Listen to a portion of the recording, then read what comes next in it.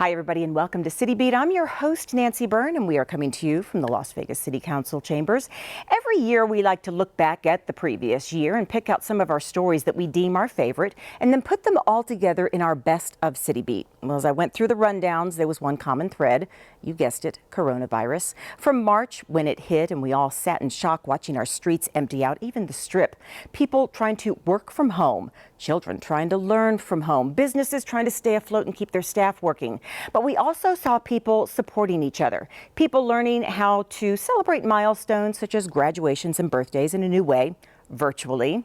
And then the light at the end of the tunnel when vaccinations were delivered here, giving our frontline medical workers literally a shot in the arm as they ran on empty. We decided to put together this montage of the ups, downs, challenges, and our resiliency. You need only look at our normally busy and bustling city shut down and darkened to understand the gravity of this situation.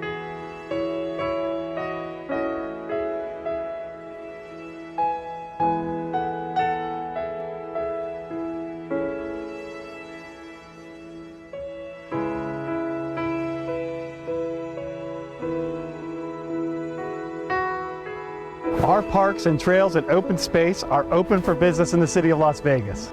But we encourage people to keep your social distance, don't gather in large groups, but come out and enjoy the parks because we really need to in this day and age. I'd like to say to increase joy within the community during this really unusual time. We realize these are real tough times for small business with the governor's directive to close non-essential businesses and businesses needing to close for an extended period of time. And we were hearing from our business partners in the community that they needed to protect their businesses and their storefronts. So we created this program called Business Protection Program. The first one is make sure your oven's on at 400 degrees to warm up bread. I have 11 staff on to do this. I mean, most places, we got our PPP funds, so we're using them. We're using them to keep everyone working, keeping everyone moving forward. If we were able, honestly, if we had more refrigeration space, we'd do more kits, and we'd be able to bring back more people. I'm gonna be here, even if it's just me.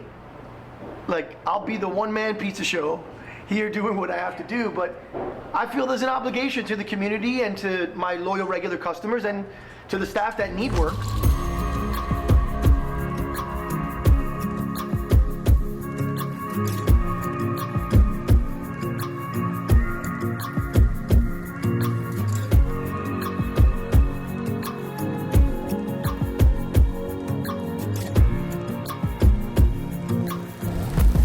The single most important thing that we can do, the single most important thing we got to get right is protecting the health and safety of our customers, our team members in the community. And if you're out and about in downtown Las Vegas, you now have another option. Drop off your mail-in ballot at City Hall. We're offering the drop-off service Monday through Thursday from 7 to 5:30.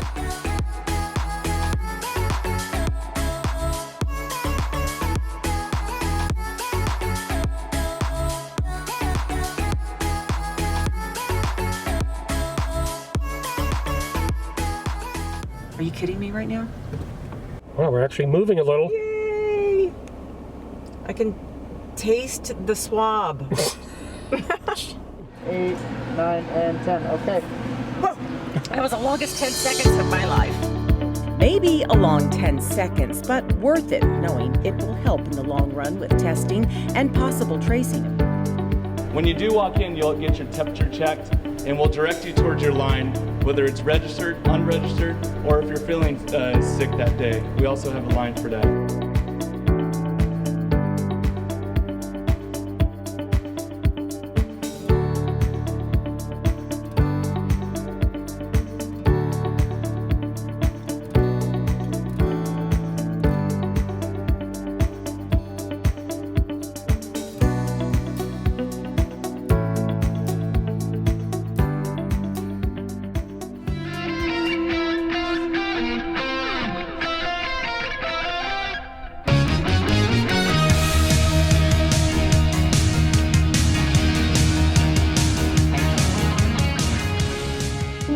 Even with the limitations put on us during this pandemic, we vowed to carry on with our ceremony.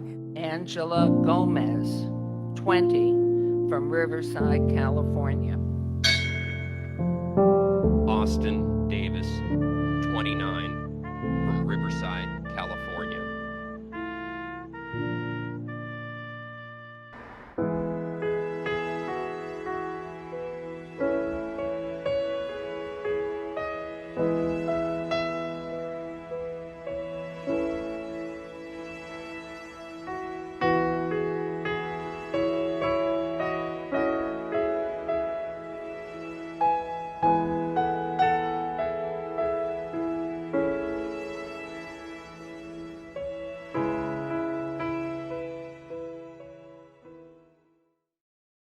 One thing remained constant. Our city leaders and staff never stopped working to keep this city running. Some people stepped out from behind their desks to go clean parks. We had the Economic and Urban Development Department trying to come up with creative ways to keep businesses running. Here in the Communications Department and Channel 2 specifically, we started a daily newscast. And no matter what day or what time the governor had a press conference, we aired it live right here on Channel 2.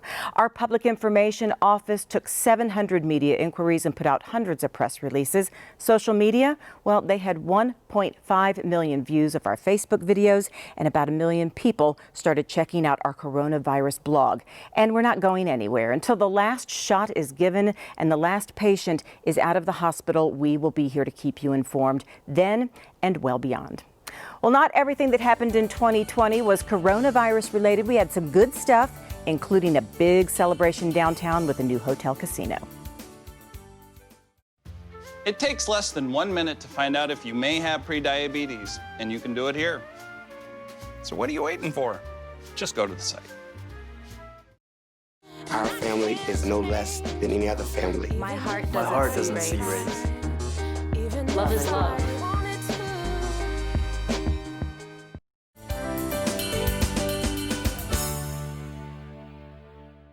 Welcome back to City Beat as we go over some of our favorite stories of 2020. Well, we all watched as construction loomed overhead while Circa was being built in downtown Las Vegas. It's the first time in 40 years a property has been built downtown from the ground up. The casino part of the property opened the end of October. Melissa Duran was there and shows us why it's going to live up to the hype. Downtown Las Vegas just got a lot brighter with the opening of Circa, the much-anticipated hotel and casino on the corner of Fremont and Main. Its glittering lights and grandeur could not have come at a better time. In the midst of a pandemic, Circa has been the good news everyone has clung to. This is a day we've been waiting for a long time, and I can't believe 5 years goes by that quickly, but this is a great day. I mean, for our team and everything, but this is really a great day for Las Vegas and a great day for the state. So I'm excited about getting things going. I'm excited about people around the country have been texting me. They're excited about coming to Vegas, and that's what's really special. This 1.25 million square foot property is making good on some big promises and pays homage to our past. There's a lot of fun that we're going to try to bring to the game, and we're going to bring, some modern amenities with a little bit of old school touch here. I enjoy this area quite a bit, and that's why when we designed this, we wanted to make sure that we were appropriately reflecting and respecting, Las Vegas history, and this is where Vegas started, was right here. So I think we try to bring in some of the old with some of the new, and then later on tonight when we crank up the music, we're going to see what happens. That history dates back decades when this land used to be the Las Vegas Club. But now it's Derek Stevens' turn for his downtown vision. This property is the first ground-up casino resort development in downtown Las Vegas since 1980. The last was the Sundance Casino, which is now the D Las Vegas, also owned by Stevens. But the biggest piece of Vegas history is inside. Vegas Vicky herself, who is quite literally kicking again. She was built in 1980, and this is the new Vicky. I mean, she looks today like she looked the first day that she came onto Fremont Street. We put great effort into researching every detail and every color. We've redone all the glass, the neon tubing, which is authentic hand-blown neon tubing, as well as the mechanics behind her leg, which kicks up and down as it should. Just looking at her, you realize 20 plus feet tall, she doesn't fit in any door. We had to finish her months ago. We brought her over and they functionally built the building around her. And at the appropriate time, we were able to hoist her up in her current position. Vegas Vicky is just one of the many must-sees inside of the property. Stadium Swim is unlike anything you've seen, with 6 pools, 2 spas, and a 143 by 40-foot LED screen. It has the capacity to hold 4,000 people. The pools will also be open 365 days a year. Yes, you heard that right. Pool temperatures can range from 78 to 94 degrees, with some able to reach 104 degrees. One of the most talked about areas here at Circa is definitely what's right behind me, the Circa Sportsbook. It is the world's largest sportsbook. It has a viewing capacity of 1,000 guests and is 3 stories. Plus, they have a Twitter wall dedicated solely to Circa Sports. That wow factor can really be seen throughout. Even the parking garage is touted as the Garage Mahal, with nearly 1,000 parking spaces and its own rideshare hub. And we, of course, can't forget about the bars and restaurants. You've heard of the 100-foot long bar at the D. Well, take a look at the Mega Bar, which is 165 feet. Plus, we have to talk about the food choices. From a delicatessen to barbecue or a great burger, there are tons of options, including Barry's Downtown Prime. Anybody who knows me will know that I only have the highest standards of giving the greatest food that God can provide us here on this earth. So my dad always said, don't change it if it isn't broken. So we always try to get better. We bring it up a notch, you know? So like when we do a short rib, we're gonna do it tagine style with a little Moroccan influence, right? There's much more dry age on the menu, different varieties of fish on the menu, all fresh, of course. And the food and the flavors or with the seasons is going to be spectacular. They too are giving off that vintage Vegas vibe. Being downtown, we wanted to bring back what downtown originally was back in the 50s and 60s. We got together with a great group of architects, Punch Architecture, kind of give them the footprint of what we were expecting, and then they put together this room that's sexy, that's vibey, that's plush, and we're bringing back the 50s and 60s with a modern day twist. It's all part of that wow factor Derek Stevens wants everyone to experience. While he says it's been great watching his vision unfold, the best part is knowing the economic impact is making a difference, especially while we continue to deal with the COVID-19 pandemic. I always thought that when you could start up a business and create jobs, that's always been impactful to me. I love growing businesses. Been doing it really my whole business career. This project, though, is clearly my largest project my brother and I have been involved with, and I think it's even really more special now with what's happened in 2020 because, I mean, we're in a community that needs jobs. You know, when I've had the opportunity to meet some of the different divisions, our table division, slot division, bartenders, cocktailers, PAD, it's been really amazing to see how much emotion is coming out with people getting back to work. So that's been something really special with this. For now, this 21 and older property is ready to open its doors. And whether you come to explore, to have some fun, or to get away, you're just expected to have the time of your life. For City Beat, I'm Melissa Duran.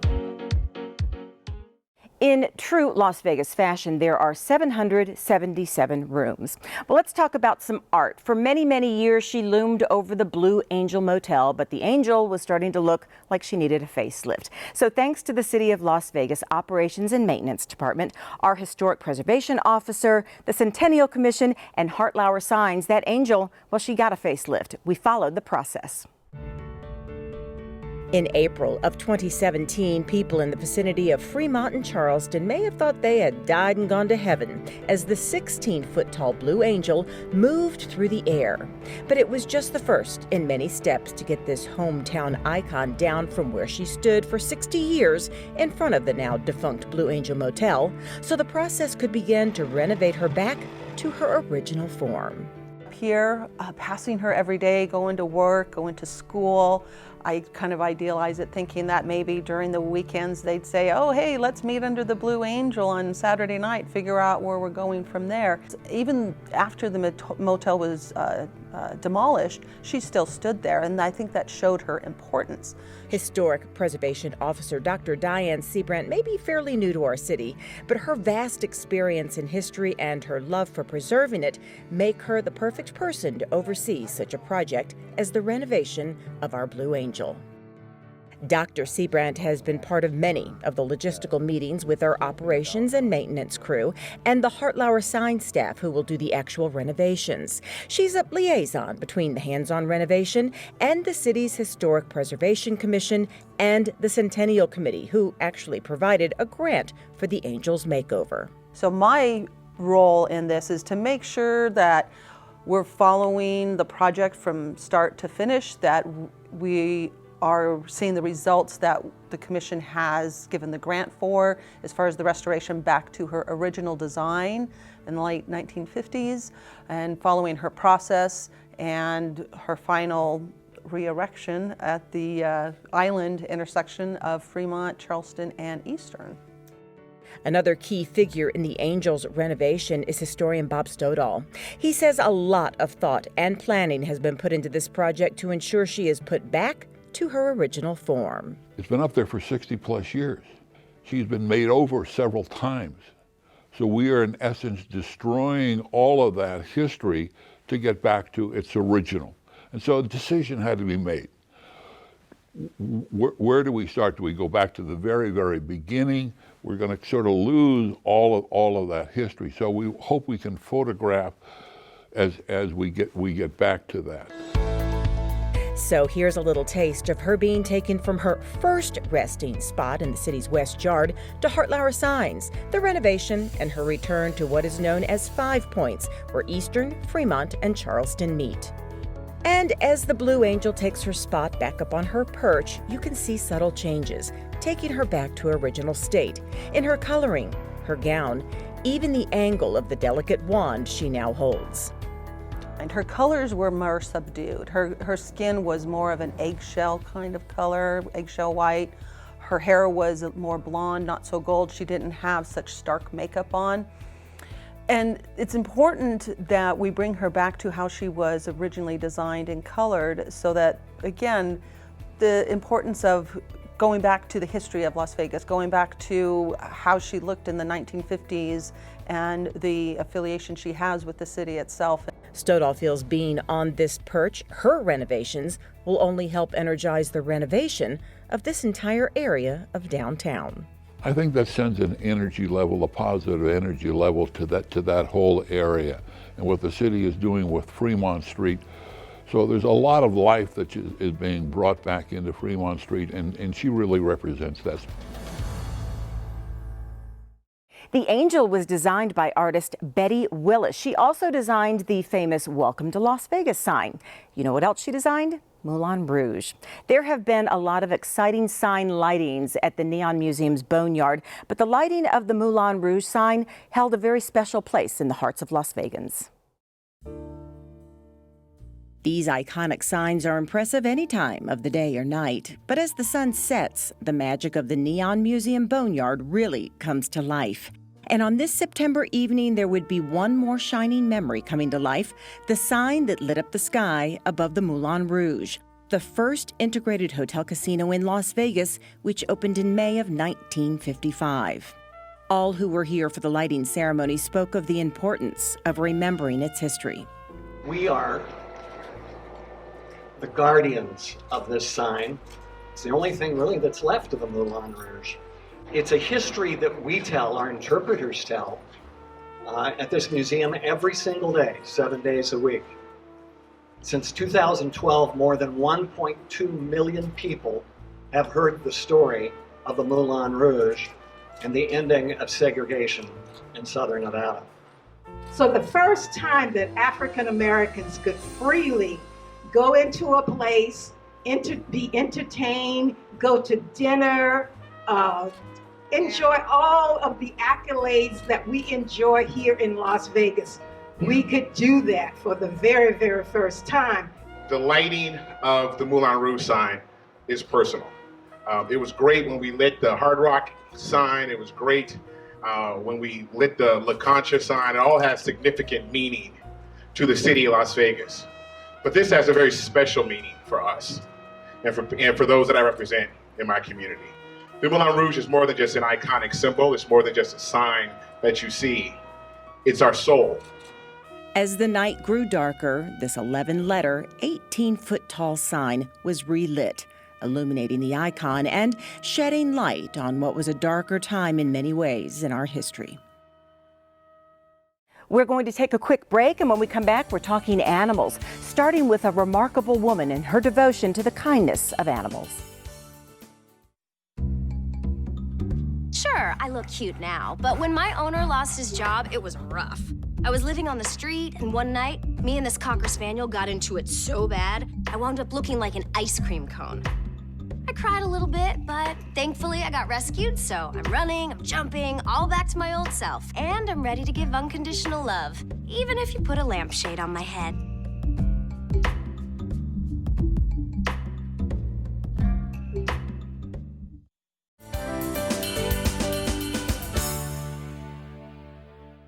Welcome back to City Beat from the Las Vegas City Council chambers as we go over some of the stories we really loved in 2020. In 2020, we talked a lot about heroes, people on the front lines treating patients, people stocking the shelves in the grocery stores, and the people that drive the trucks getting the groceries to those stores. Right now, we want to introduce you to a woman who's been a hero for more than half a decade by taking in animals that were unwanted and making sure they live out their lives in peace. Today, the northwest part of Las Vegas is the fastest growing part of our city, but 53 years ago, this was about the only property you would find out here. A farm where eggs were sold, and this woman nearly single-handedly ran things. But over the years, she, her hens, and cats have been joined by just about every farm animal you can name. As her small farm evolved into what we now call Barn Buddies Rescue at the Las Vegas farm, so has her name and title. And what do you like to call yourself? Owner, chief? Chief Queen poop, of the farm? Queen of the farm, chief pooper picker-upper, Farmer Sharon. That's basically what most people call me. Well, if these guys could talk, they would call her their savior. She's been taking in and nursing back to health unwanted, neglected, and abused animals for over 50 years with the help of volunteers and veterinarians. What we are is Barn Buddies Rescue at the Las Vegas farm, and we rescue farm animals. We take in pigs and goats and horses and donkeys and all kinds of different farm birds, poultry, and different things like that. And we bring them here for a safe haven where they can live out their lives after they've been either abused or abandoned or hurt or in trouble. And we take in those that really don't have anywhere else to go. They end up here by many different means. Sometimes people just drop them off outside her gate. Sometimes a good Samaritan will come across a neglected or abandoned animal and call Sharon for help. Every animal here has a story and a warning. Just about every story is very hard to hear. Let's start with this now beautiful mare named Dixie. Someone called me several years ago and said, there's a dead horse out in the desert. And I said, well, you know, I'm not the one that you need to call. You need to call animal control. And I said, if it's dead, there's really nothing I can do to help you. And they said, well, let me go see. So they went out and they kind of poked her.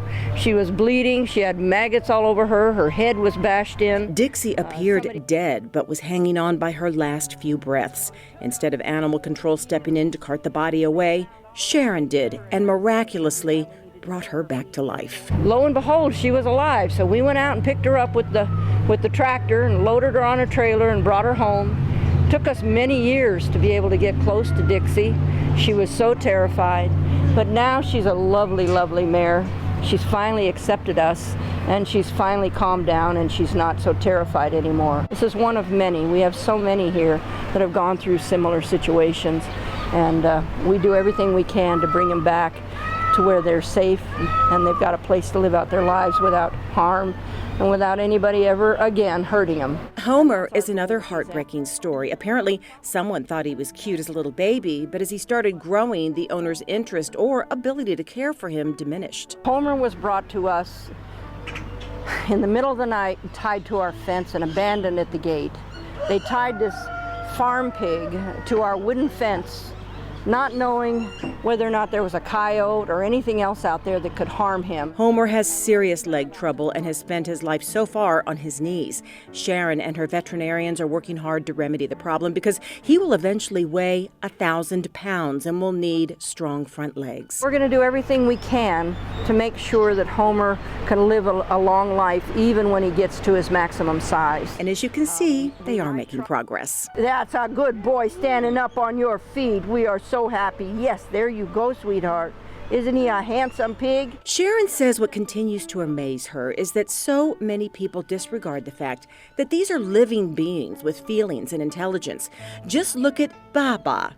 Sharon never left her side when nursing her back to life. Now, as you can see, the goat never leaves hers.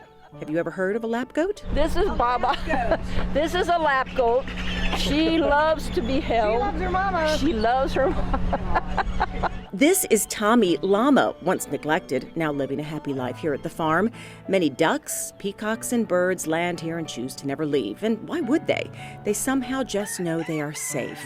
Sharon is tireless in the care of these animals, but will be quick to say she could not do this without volunteers, good neighbors, and donors. Everybody that helps me has another job. Everybody that comes here and spends time with me has another paycheck coming in somewhere else. That's why they can volunteer for us. So when they come in here, they're doing it out of their heart and their goodwill, and they're wanting to help the animals. One who lends her time and her name to the farm is Lark Williams. You may know her from her radio show on 97.1 The Point. I made a pledge to her that I would never leave her and that I would use to my last breath my voice to be a voice for those who cannot speak, as she has done relentlessly, tirelessly for over 53 years. Like all the volunteers, Lark knows each animal by name. She knows each animal's story. She believes we could all learn something from the compassion she feels here. The energy of this entire community here reflects that. When people come to this sanctuary, you can feel a sense of something stirring within you that calls you to action, to do more, to be more compassionate, not only with animals, but to all humankind. Aside from devoted volunteers and supporters like Lark, another way Sharon funds her mission is with her farmers market, open every Saturday and Sunday.